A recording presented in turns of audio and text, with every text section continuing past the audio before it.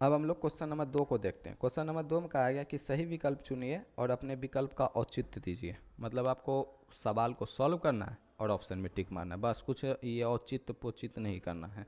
ठीक है, इसका मतलब यही हुआ कि सवाल को सॉल्व करो और ऑप्शन में टिक मारो।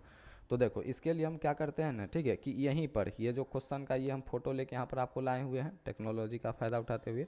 तो यहीं पर सॉल्व करेंगे और आपके सामने ही हम इसमें टिक मार देंगे। ठीक है, क्योंकि ज़्यादा बड़ा बड़ा सवाल नहीं है तो अलग से पेज लेने की आवश्यकता मेरे ख्याल से नहीं पड़ेगी। बस कोई रंगीन सा ले लेते हैं पेन। ठीक है, दिखाई दे रहा है कि इससे दिखाई देगा? काला से शायद हमको दिखाई देगा ज़्यादा बेस्ट। हाँ ठीक है, काला पेन ले लेते हैं, काला से आपको अच्छा दिखाई देगा। ठीक है, तो देखो क्या है, 2 tan 30 डिग्री, तो 2 2 और tan 30 डिग्री का मान 1/√3 बटा में 1 प्लस tan स्क्वायर 30 डिग्री। तो tan स्क्वायर 30 डिग्री का मतलब हुआ 1/√3 का स्क्वायर। अब ध्यान दो, 2 इस 1 से गुना के हो जाएगा 2 बटा में √3। अब ये 1 प्लस में 1/√3 का स्क्वायर करेंगे तो 1/3। ये 2/√3 ही रहेगा। ठीक है, ये एलसीएम हो 3 आएगा, 1 से 3 में भाग देंगे 3, और ये 3 1 से गुना के हो जाएगा 3 + 1। ठीक है, 2/√3। ठीक है, ऊपर में है 2/√3 और बटा में 3 + 1 यानी कि 4/3।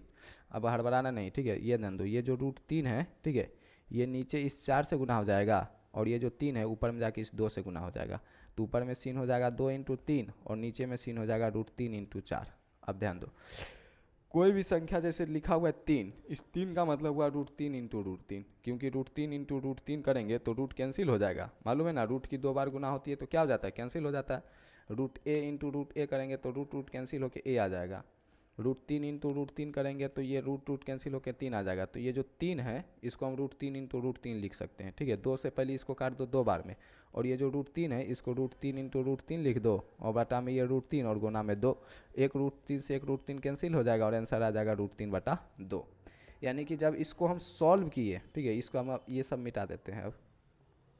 ठीक है, खाली आंसर रखते हैं। ठीक है, जब इसको हम सॉल्व किए तो आंसर आया √3/2। आपको देखना है कि इस ऑप्शन में कौन सा ऐसा ऑप्शन है जिसका मान होता है √3/2। तो देखोगे तो भैया कि साइन 60 डिग्री का मान होता है √3/2।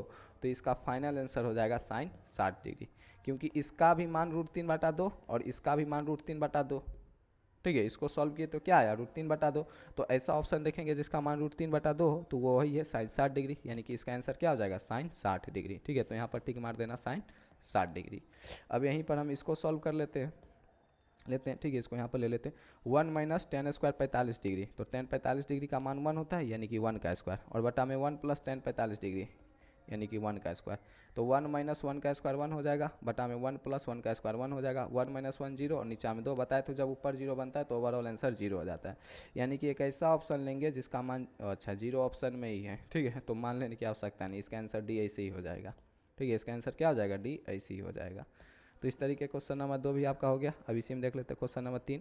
कहा क्या रहा है कि साइन 2a = 2 साइन है तब सत्य होगा जब a का मान, तो a का मान रख के देख लो कि अगर 0 डिग्री हम यहाँ पर रखते हैं तो 2a क्या हो जाएगा, a के जगह हम 0 रखते हैं तो 2a भी 0 हो जाएगा, तो साइन 0 का मान 0 आ जाएगा। और यहाँ पर अगर a का मान हम 0 रखते हैं तो 2 × साइन 0 और 0 का मान आ जाएगा 0, तो 2 × 0 भी 0 हो जाएगा, यानी कि a 0 डिग्री के लिए साइन 2a = 2 साइन होगा। ठीक है, ये सब मान रख के देख लेना, कभी भी बराबर नहीं आएगा, 0 डिग्री के लिए ही मान बराबर आएगा। तो क्वेश्चन नंबर 3 का आंसर क्या हो जाएगा, ए। अब क्वेश्चन नंबर 4 को सॉल्व कर लेते हैं यहीं पर। 2 tan 30 डिग्री, तो 2 tan 30 डिग्री का मान 1/√3 बटा में 1 - ये शायद कर चुके हैं, अच्छा यहाँ पर प्लस था बल्कि यहाँ पर माइनस है, बस इतना ही अंतर है।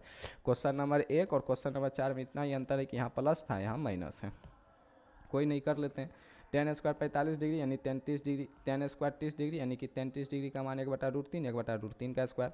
2 गुना 1/√3 किए तो ऊपर में sin ज्ञान बन गया 2/√3 और बटा में ये 1 - 1/3।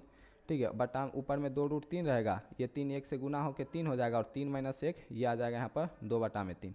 2 से 2 कैंसिल हो जाएगा। ठीक है, ऊपर में बचेगा 1/√3 और नीचे में बचेगा 1/3। ये √3 नीचे आके इस 1 से गुना हो जाएगा और ये 3 ऊपर जाके इस 1 से गुना हो जाएगा, यानी ऊपर में बन जाएगा 3 और नीचे में बन जाएगा √3।